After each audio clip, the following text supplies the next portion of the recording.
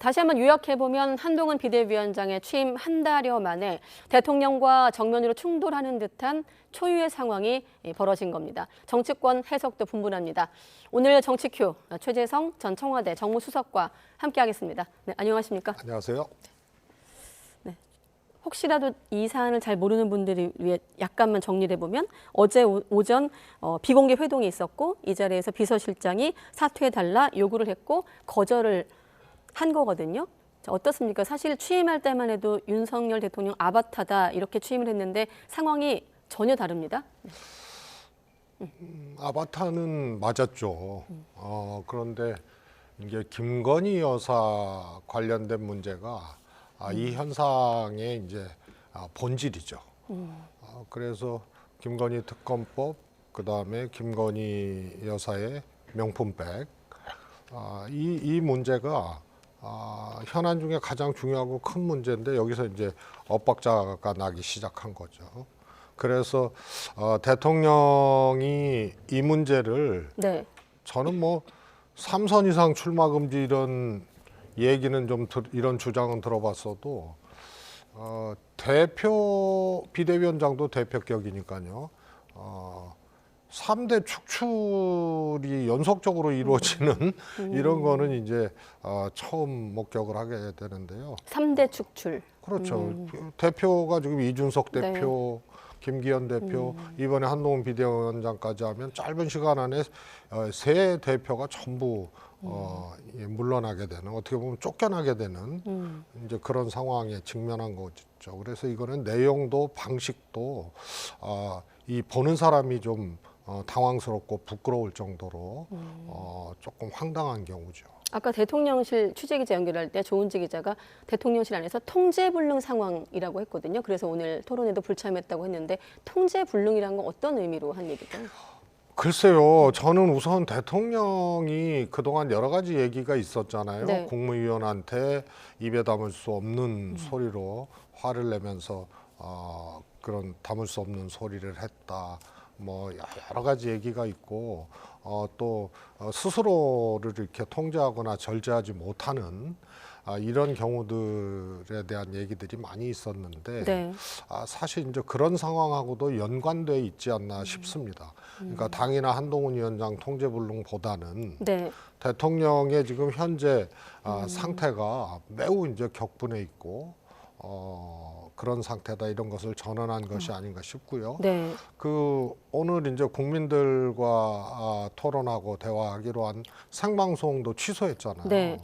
아무리 이것이 한동훈 비대위원장하고 이런 문제가 발생이 됐다 하더라도 국민과의 약속이고 그것도 생방송으로 된 건데 이거를 그냥 30여 분 전에 취소할 정도로, 그래서 제가 보기엔 통제불능 상태라는 것은 지금 대통령의 심기, 대통령의 상태, 이거에 가깝다고 봅니다. 네, 알겠습니다. 아까 김건희 여사 리스크, 김건희 여사의 어떤 대응이 가장 좀 본질적인 거라고 하셨는데 일단 갈등 원인은 두 가지거든요. 이른바 이제 사천 논란, 김경률 비대위원 관련 공천 논란, 그리고 이제 말씀하신 김건희 여사 명품 가방 수수 의혹에 대한 대응이 좀 문제가 있다고 보는 건데 만약에 이렇게 용산 눈밖에 났다면 결정적인 좀 장면은 어딜까요? 저희가 시간대별로 좀 정리한 게 있는데. 저는 처음부터 이게 사실 사천 논란 이런 것들은 그야말로 곁가지고 네. 어떻게 보면 핑계죠. 왜냐하면 네. 뭐 모두가 다 지금 거의 기정사실화하는 것이 용산발 공천으로 이번 총선은 국민의당 총선 공천은 용산발 공천으로 될 것이다. 네. 그거는 그야말로 뭐 사천과 같은 거거든요. 특히 대통령실이 개입을 해서. 네. 그런데 대통령실이 김경률 회계사 마포을에서 손들어 준 걸 보고 공천 시스템이 붕괴되는 것을 우려하고 이 사천을 두고 볼 수 없다, 이런 것은 앞뒤가 맞지 않아요. 그래서 그것도 김경렬이라는 비대위원이 네. 김건희 여사 리스크를 처음 거론을 했고 이 명품백, 디올백 관련돼서도 계속 비판하고 지적을 했고 이런 거거든요. 그래서 김건희 여사 명품백에 대한 입장, 네. 그 다음에 이것은 이 사천 논란하고 똑같은 겁니다.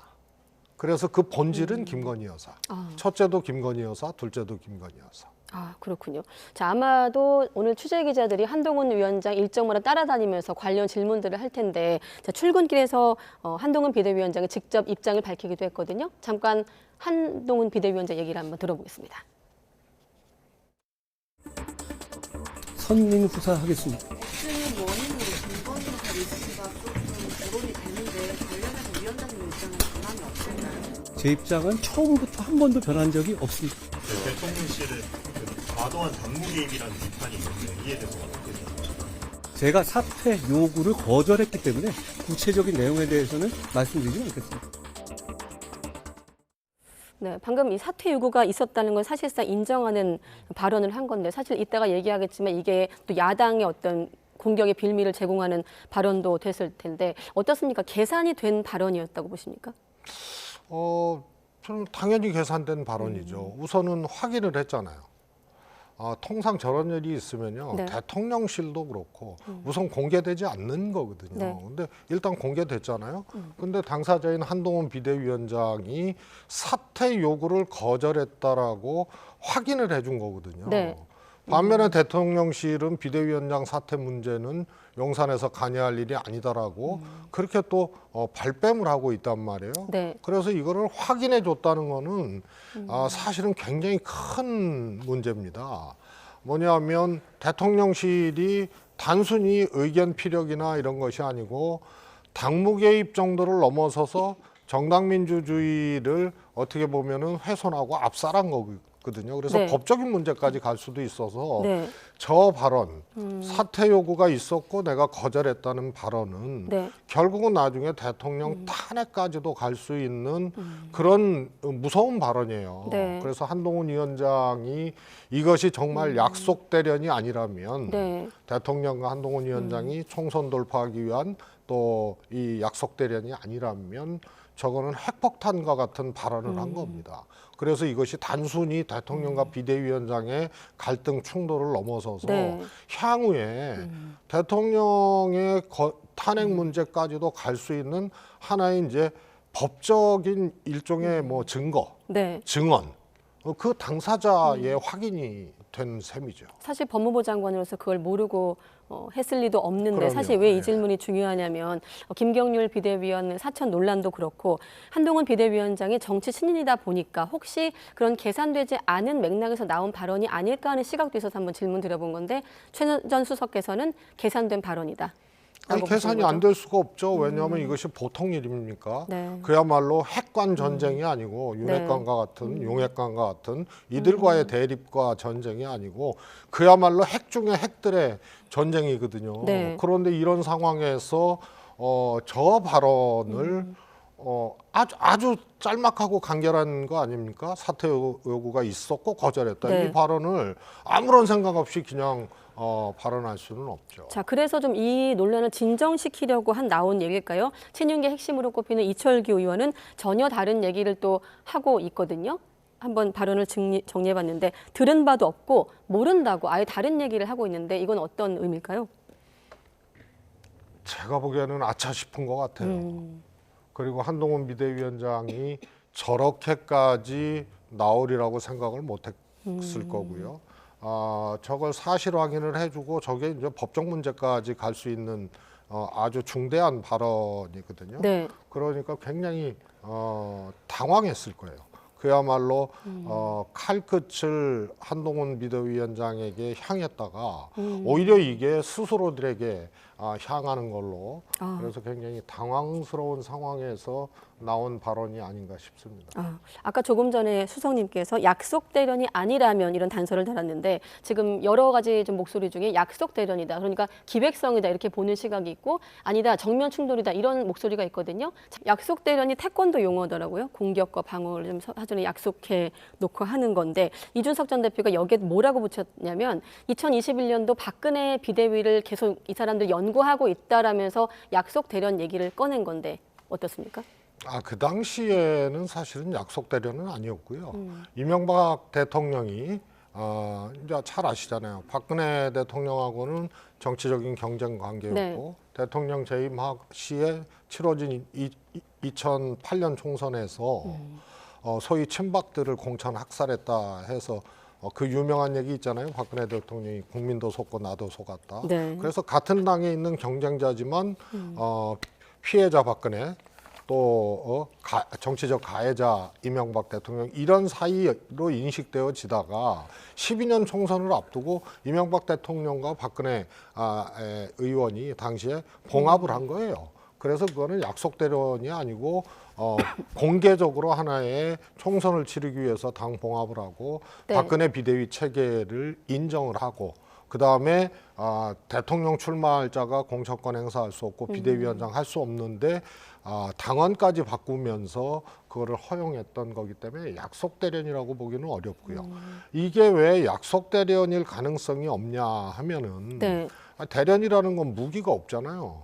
혹은 가짜 무기 같은 거 갖고 흉내는 낼 수 있을지언정. 근데 네. 이거는 지금 그야말로 어마어마한 무기거든요. 핵무기로 갖고 핵전쟁하는 듯한 그런 거기 때문에 이게 서툴게 약속 대련했다가 이 후폭풍을 어떻게 감내할 수 있느냐 생각해 보면 네. 약속 대련은 아닌 것 같고요. 만약에 약속 대련이었으면 오늘 국민과의 토론회 취소하지 않았을 겁니다. 그렇지 않습니까? 그 다음에 통제불능 상황이다 이런 얘기도 안 나올 거고요. 네. 또 하나는 만약에 이게 총선 승리를 위해서 김건희 여사를 명품백 사가 정도로 봉합하고 특검법에 대해서 이 제2 요구 상태에서 이거를 부결시키는 데에 집중을 하고 특검법 찬성 여론에 대해서는 한동훈 위원장을 부각시키면서 그거는 넘어가고 명품백은 사과제 이 정도로 마무리하기 위한 약속 대련이라 하더라도 이건 들통나게 돼 있거든요. 네. 그래서 이거는 약속 대련이라고 치기에는 매우 위험하고 무모하고 들통날 수밖에 없는 거기 때문에 그럴 리가 없고 정황도 상황도 내용도 정말 실제 전쟁인데 그것도 핵전쟁이다. 이렇게 보고 싶습니다. 네, 실제 전쟁인데 실전인데 핵전쟁이다. 아까 서두에서 3대 축출 이런 표현 쓰셨는데 일단 물리적으로는 한 위원장의 입장을 굽히지 않는 한 사퇴를 강제할 방법이 없는 것으로 알고 있고 그게 중론인데 실제 어떻습니까? 사실은 규정상으로는 버티면은 방법이 없죠. 네, 이준석 전 대표 사례도 봤잖아요. 그렇습니다. 네. 그리고 비대위원들을 임명했기 때문에 네. 몽창 다 그냥 그만두지 않는 한은 비대위원장이 그만두지 않겠다 그러면 방법이 없어요. 네. 그렇지만은 이제 살아있는 권력 아니에요? 윤석열 대통령이. 그래서 한동훈 위원장이 과연 버틸 수가 있을까? 그 점에 대해서는 저는 조금 회의적입니다. 그렇군요. 어떻습니까? 극적인 좀 화해가 있을까요? 아니면 전면전으로 갈까요?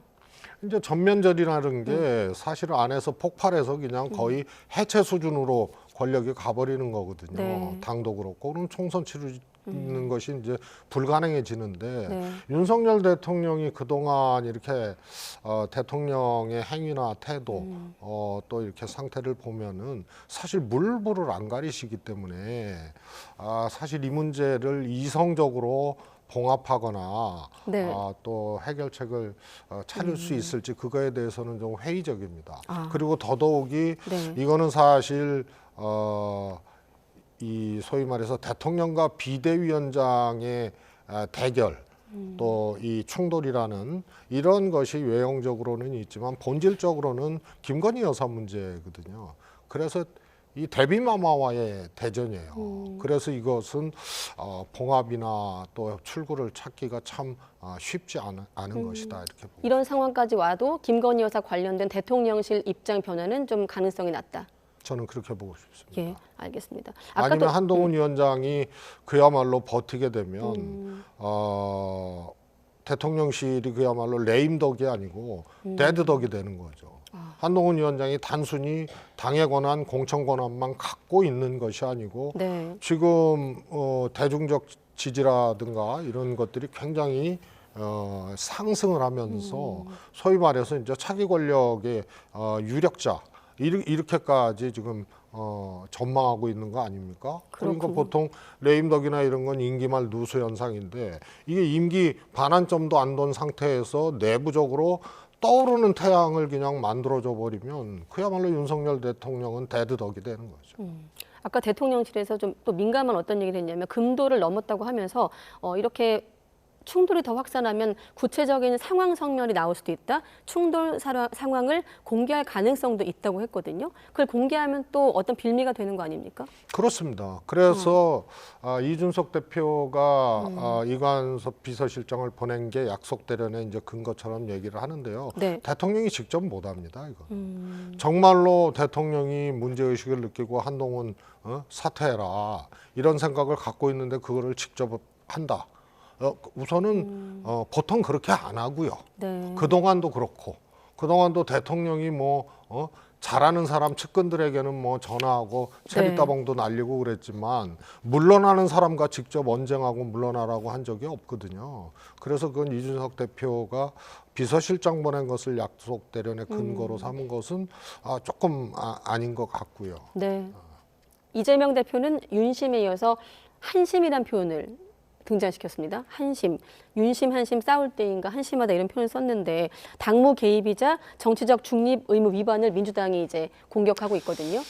저게 이제 중대한 문제거든요. 지금 유사한 사례를 좀 보면 초대 국정원장이 문재인 정부 국정원장을 국정원에서 고발을 했잖아요. 네. 지금도 이제 진행 중인 일인데 그때 국회에 나와서 김기현 국정원장이 뭐라 그랬냐면 답변을 대통령께 보고하고 재가를 받았다 이렇게 네. 얘기를 했어요. 이게 굉장히 위험한 발언이거든요. 저는 이것 때문에 대통령의 핵심 측근이었던 당시 조상준 국정원 기조실장하고 국정원장하고 마찰이 있을 때도 국정원장을 교체하지 않고 기조실장을 바꿨던 요인 중에 하나라고 봅니다. 대통령을 얘기한 거거든요. 네. 그다음에 해병대 수사단도 유사한 거거든요. 지금 대통령은 드러나지 않고 있지만 수사에 대해서 개입하고 축소하고 이것을 방해하고 이런 했던 게 대통령 발로 대통령이 경로에서 이렇게 했다는 거 아니에요? 네. 그러니까 이 사단장이라든가 해병대 사령관이라든가 이런 사람들 초기 입장들이 변하고 뭐 이렇게 된 사건이에요. 여기에도 대통령이 있거든요. 마찬가지로 이것도 대통령이 직접 사퇴를 시키려고 하는 사람하고 통화를 하거나 등등등 하는 거는 어려워요. 네. 또 대통령이 이후 조치도 바로 대통령이 직접 하기가 참 어려운 상황이고 그거 네. 말씀드렸다시피 한동훈 비대위원장이 오늘 확인해 준 사퇴 요구가 있었고 거절했다 이 얘기가 굉장히 무서운 말이라는 게 법적이나 대통령 이후에 거치 문제로까지도 갈 수 있는 그런 이제 하나의 그 뭐라 그럴까요? 엄청난 폭탄 같은 네. 거죠. 그래서 아마 대응도 그렇게 대통령이 직접 나설 수 없는 거. 그래서 지금 다 간접적인 신호만 보내는 거 아닙니까? 네. 통제불능 상태다. 오늘 국민가에 대해 취소했다.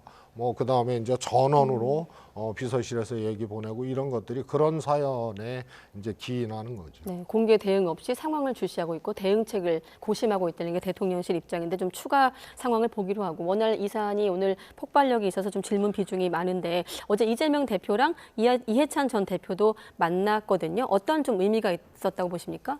우선은 총선을 앞두고 이해찬 대표가 우선 이재명 대표에게 정치적으로는 네.